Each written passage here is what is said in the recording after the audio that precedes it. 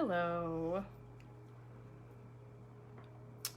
Just getting set up and I will give everyone a chance to come on.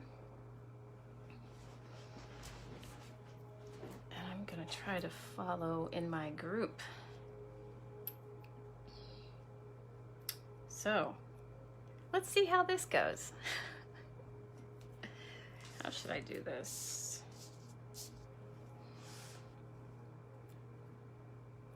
I'm going to use my Be Brave essential oil blend. I've already got a lavender going in the diffuser. Keep me calm. Although I've had a lot of practice. I've had a lot of practice with the Facebook Lives. So, see? That's how I'm working through the fear of coming on for my first, hey Stacy, my first webinar. Although I decided to not, I'm just gonna call it an extended Facebook Live. It's not really a webinar.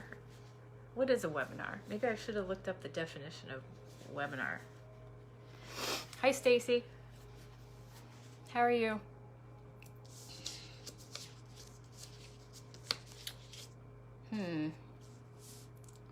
It's just us so far. I'm gonna wait a minute, see if anyone else comes on. Otherwise, you have to stay for the entire thing. Although I'm trying to see it on my computer.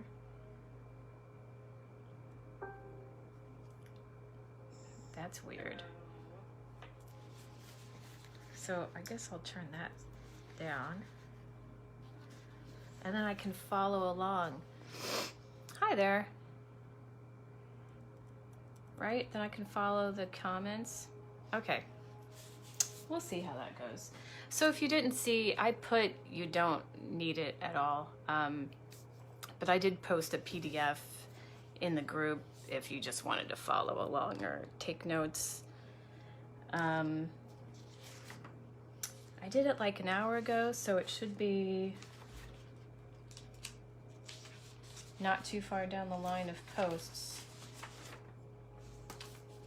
So, what do you think? Hola. How is everybody? Everybody staying safe at home? I kicked my family out. I should do that more often. Just tell them, I have something to do. You guys all have to leave. So, I just used my Be Brave essential oil blend. I've got lavender in the diffuser. What else? Got water nearby. What else do I need? Nothing? I'm good? Oh, Martha's here. Now we can start. Okay. How is everybody? Thanks for coming by. Thanks for showing up for my mini webinar. So if anyone has a question or a comment, I mean, I see people are saying hello. So I have my computer open so I can try to follow comments. So this is my first time. Welcome to my first time doing, I guess, webinar extended Facebook Live. So I guess you can hear me, right? And I look normal and everything seems fine to you. Okay. 4:04. That sounds like a good starting time. So we're going to talk about fears. Yay, fears. The nice thing about it is there's no shame, right? There's no shame in fears because everybody has fears and you have them every day and you face them every day. And your mind is the only thing that determines if you outwit your fears. So, the everyday fears. It's not recognizing the fears that messes with you. So, because everybody has fear is normal. But the problem is when your behavior is affected by your fears. So everyone has fears. Like I put a list of the normal everyday fears that I would consider universal. So getting old, maybe most people have a fear of getting old. I don't know. Being alone, people are dealing with that right now. Some people. Change, just fear of change outright. You can't do much about that one. It's gonna happen. Getting sick, accidents, kids leaving the house. So these are kind of universal fears, I think, and you don't have much control over them. You don't have much control over them unless you're bringing your kids back in, right, Stacy? You have to take a little break. So these you don't have much control over, these big fears, but you could do little things to avoid dealing with them. So I'm sure you've heard of people who don't go to the doctor because they don't want bad news. So they're afraid of getting sick, they're afraid of dying. Well, if I don't go to the doctor, they can't tell me that's happening, right? You always know it. I'm going to interrupt with my own comments every time I make a point. So as long as you can recognize them, like that's the first step with facing a fear and dealing with a fear, is recognizing it and recognizing that maybe you're acting out of fear of something, right? So being alone, you don't want to break up with somebody, you want to deal with someone's crap, like that's better. Oh yeah, and then you think of sometimes the pain has to be bigger than the fear. The desire sounds better. That's a little more positive. The desire has to be bigger than the fear, obviously. Okay. But if you can recognize it, and I think it helps when you do like a daily energy check-in, and you can feel where you are, if you're at your baseline, if you're higher, if you're lower. And I think you can feel, if you get used to that and what your normal vibe is, then you can get used to, well, you get used to the vibe, and then you can tell if something is there that is negative or something that starts showing up. And then, so then I've got this list of fears. Like, so these fears don't really hold you back, I think. The universal ones, getting old, dying, kids leaving, being alone.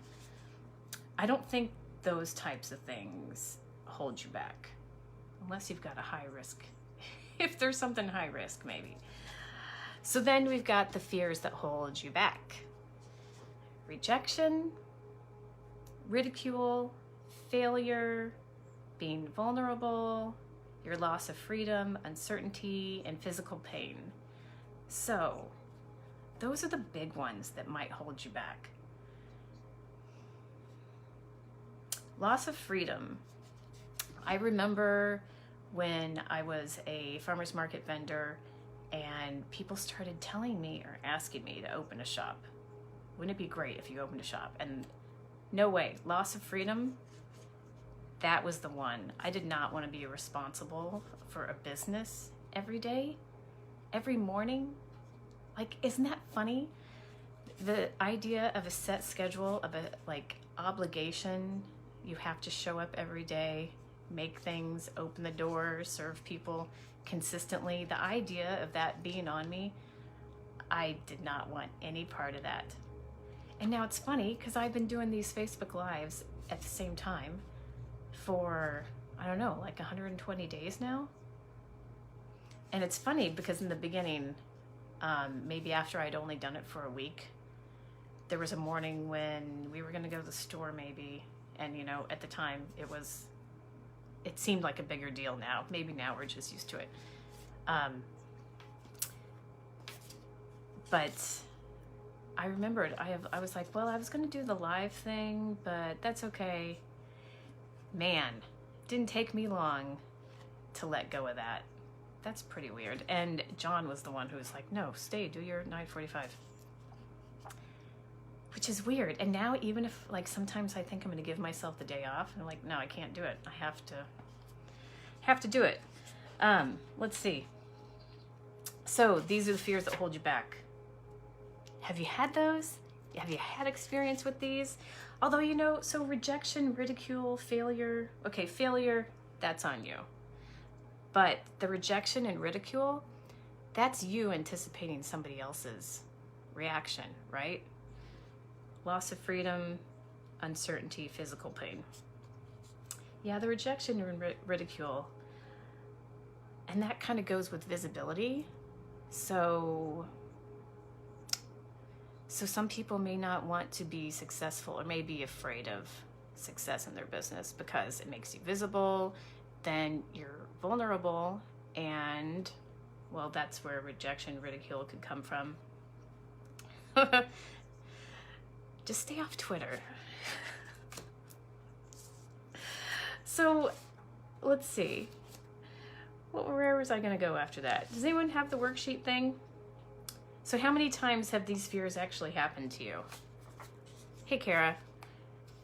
How many times have these things happened to you? Rejection, what? You probably got dumped, or maybe asked somebody out and they said no. But, like, I don't consider that when you're applying for a job and maybe you don't get a job. Is that heavy rejection? I guess so. Uncertainty. Everyone's living with uncertainty right now.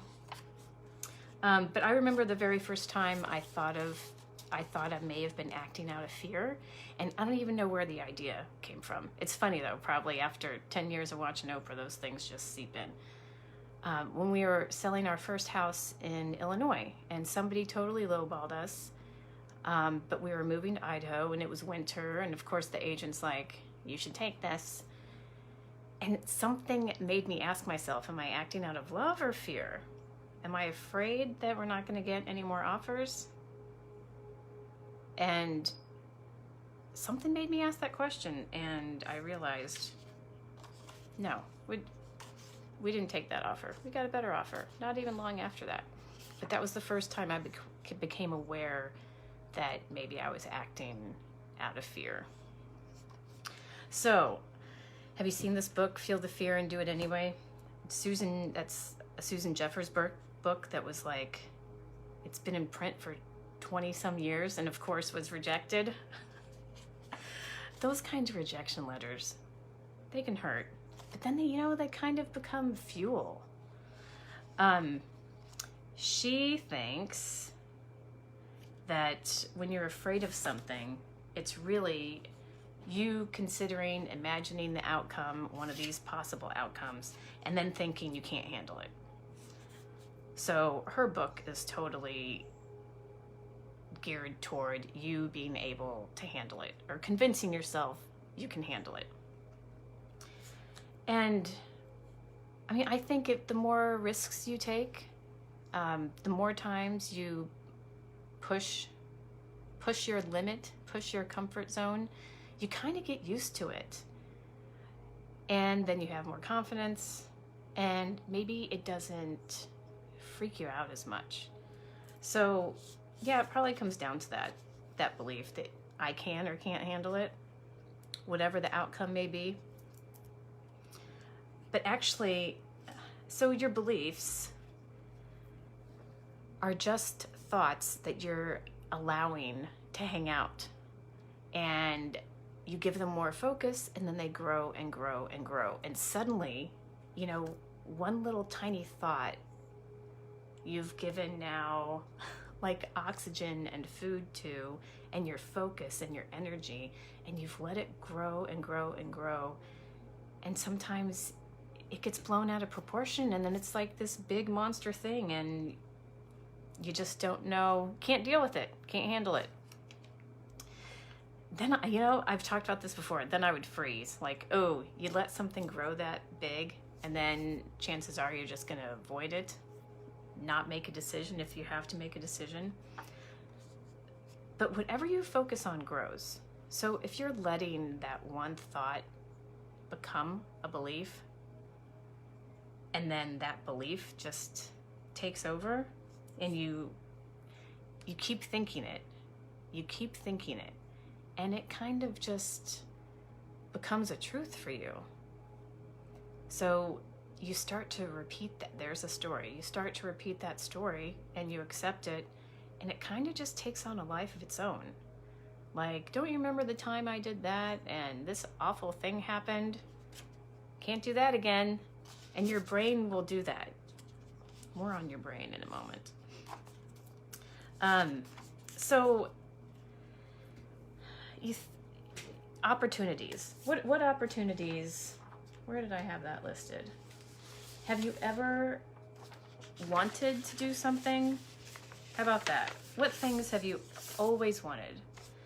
So I just turned 50, and you think throughout your life, you just kind of expect there at a certain age, like, okay, these things are going to happen by the time I'm 50, by the time I'm 60, by the time I retire.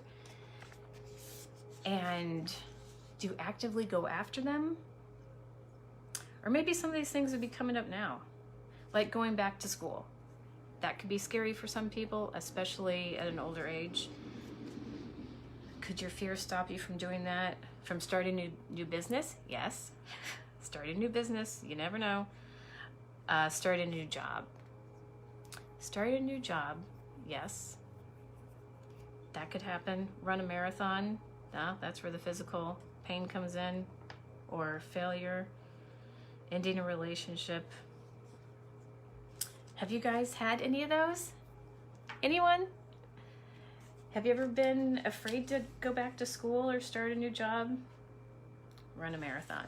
Run a 5K. Join a group. Do a Facebook Live. There you go. Some people in different business groups I'm in, Facebook groups, maybe that's what got me doing Facebook Lives, because people would talk about how freaked out they were. People would talk about how freaked out they were to do Facebook Lives, and I was like, oh, I could do that. That's funny. So I remember something I was always very afraid of, and that was staying in my hometown. And when I went to school, I had a few challenges, but that desire to not go back to my hometown trumped all the fears. And it seemed like every semester there was a new challenge. And man, after I graduated college, I had built up some courage and confidence. Yes, after I went through that, a lot of things became easier. So, let's see. So when something like that comes up, maybe you'll start to use words. What words do you use? Powerful words or weak words? So, I can't. I should. And just feel like the energy of these words. Not my fault. I have a problem. Everything is always so hard. And if only. So those things, if only that would be a regret. Life is a struggle. Life is so hard. I have a problem. So the I can't. Instead of the I can't, and I have made the decision recently when somebody asks me to do something and I don't want to, I try not to say I can't, because it just doesn't feel good. It's, I guess it's a lie. I can't, I don't want to. But instead of saying I can't, I won't. I won't do that. I can't do that. I won't run a marathon. Well, yeah, you're taking back the power and you're making the decision. I should.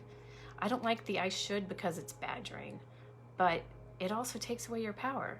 And it's like some anonymous source is telling you you should do something instead of I could do something, which feels much more powerful. Not my fault. I don't know when I started doing this. It may have been high school, like when I started working. And instead of saying it's not my fault, it always felt so much better to say that you did something. Or, you know, like, whose dirty crap is this? It's mine. Just claiming it. It feels so much better. Instead of saying you have a problem, look at it as an opportunity. I know that's an old one, and it's like, yeah, but like right now, the conflict, the problems in this country, I think that's a really good thing. I am a fan of the problems that are occurring right now in this country because I think it's magnifying, throwing a spotlight on people who need help and don't get help and are left out all the time. Like, not left behind, just left out. And I really think this is an opportunity to address those problems. An opportunity to fill the gap. How's that? Fill the gap. And instead of saying if only, if I didn't do that, like, oh, if only I'd done that, if I would have done this next time, right? It's all a lesson. So switching that to next time, I think, is so much better. Oh, and what I just said, it feels better. The truth is so powerful, and it's aligned, and it's high vibe, and it just feels better. It feels so much better. You take control of the situation, and you have the power of the situation.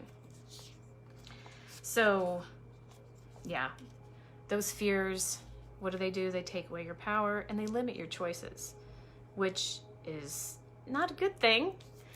You know, there's like this entire, I wish I could think of a better analogy, but an entire buffet of choices.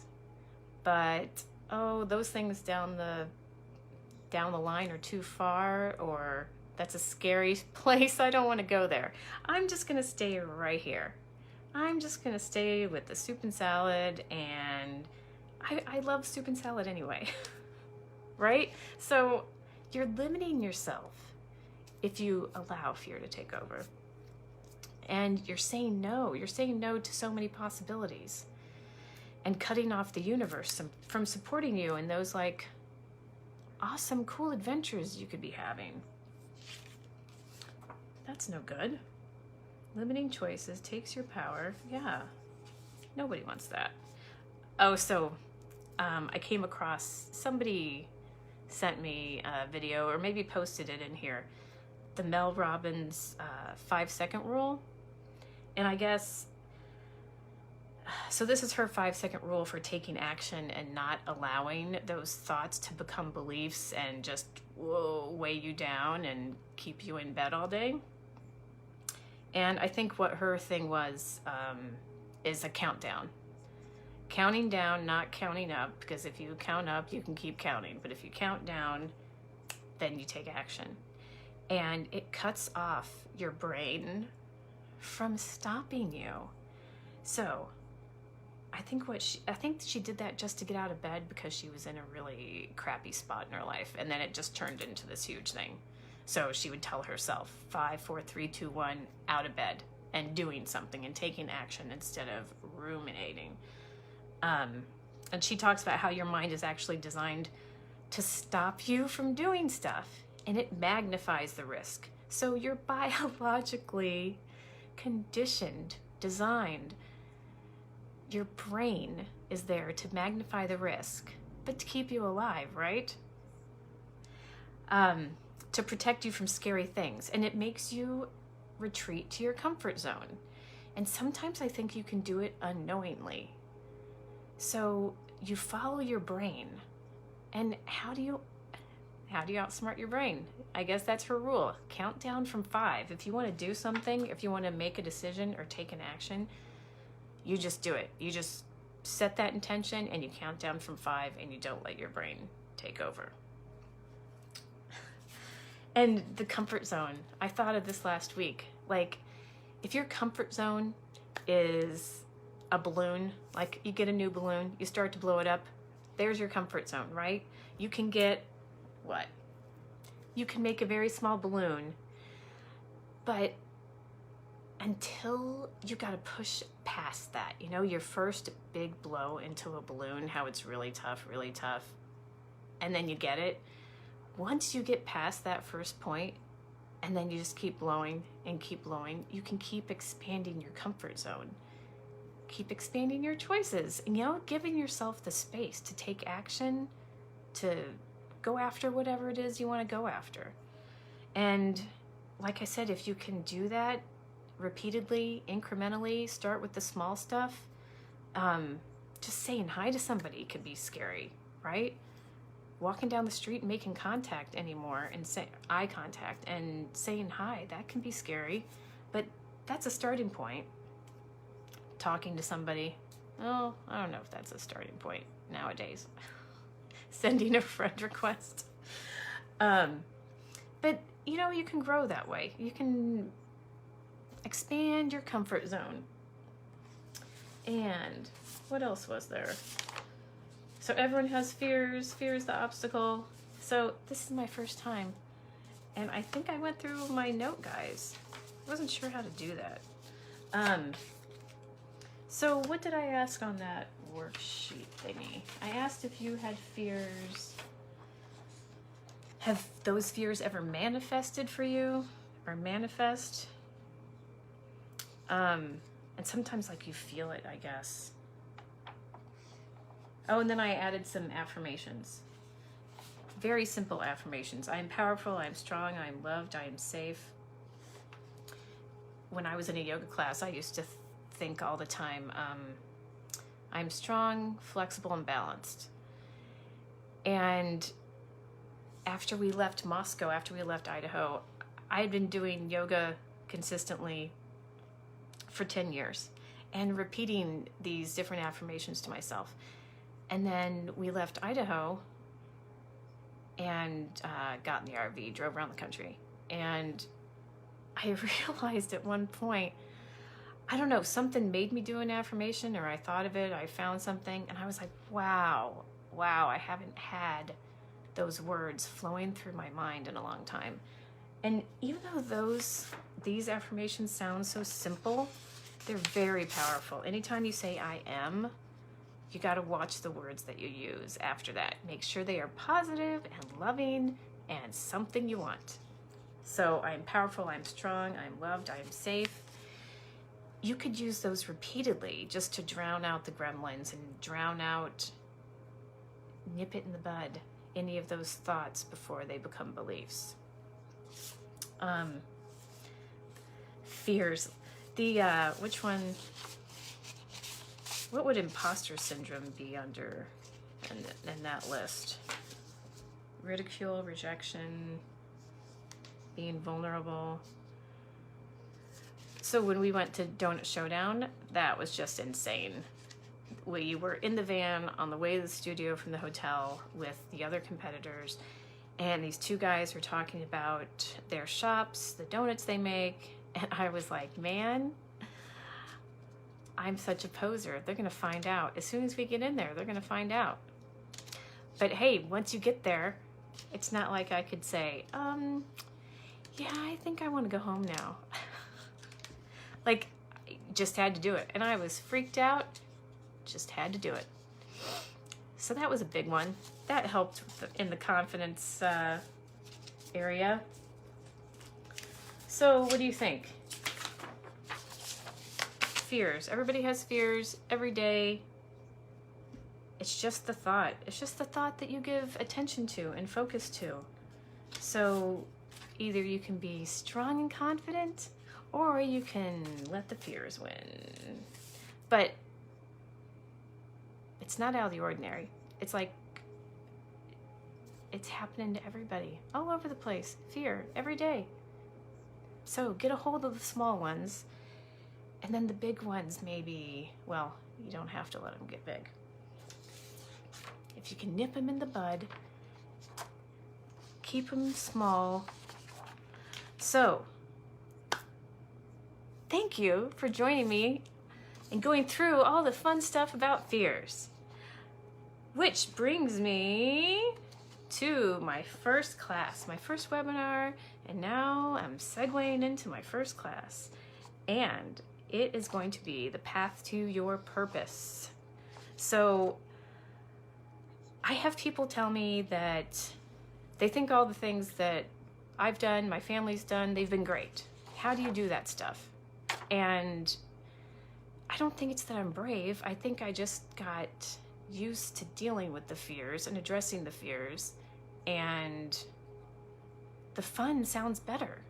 So I've said yes to a lot of fun things. Moving to San Diego, opening a donut shop, running a marathon, getting in the RV for a couple years and selling all our stuff. Oh, security, that was a big one. People were throwing their security fears all over us. I mean, maybe not, maybe it was half and half. People who are afraid to leave that kind of security, a job and a house and the shop and everything. So my course, backwards, is the path to your purpose, and it's going to be 6 weeks, and I'm going to pop a little file into the group. 6 weeks on Tuesdays, starting August 11th to September 8th. And the 6 weeks are going to lead you to pursuing your purpose. So there's alignment week is week 1. Core values, forgiveness. Energy week is week 2. Introduction to your vibration. Week 3 is guidance week.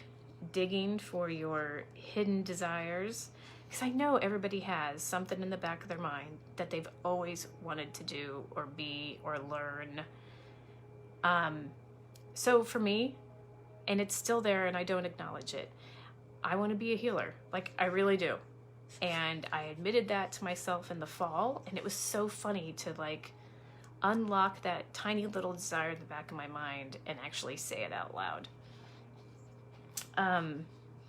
Week 4, self-love. It all comes down to self-love. There's a lot of gratitude in that week. Week 5 is Holy Shit Week. That'll be my favorite one. Tracing your amazing path to the present. Don't you ever look back at your life and crazy things happened, crazy things aligned, and it was like, holy shit.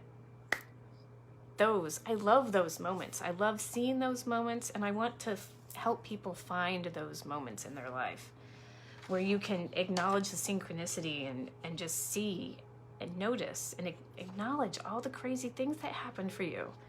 I could go through my life and so many insane things, what Michelle Obama called pivots.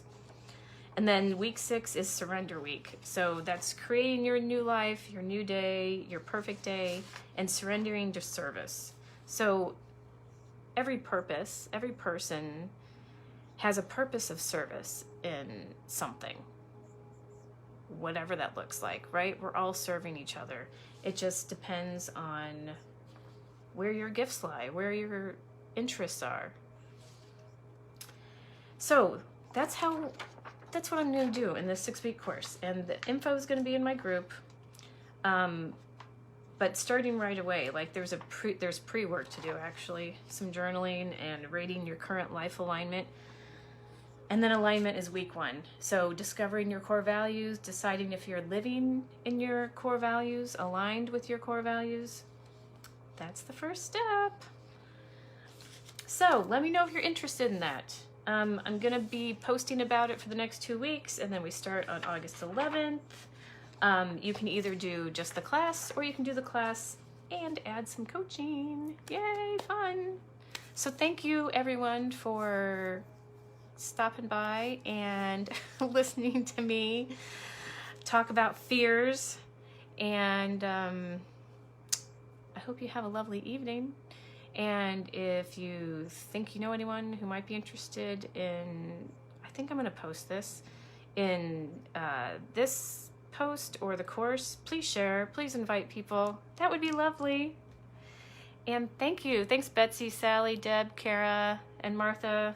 Who else was on here? Stacy, Shannon. Did anyone I guess I should have asked anyone had any questions. There are no questions, right? This is just normal stuff. normal stuff. So thank you. I'm gonna enjoy a few minutes until I call my family back. I appreciate you guys stopping by and letting me go on and on. Hey Stace, maybe we can house party. Bye guys, have a lovely night, and I'll see you tomorrow morning if you stop by for the live.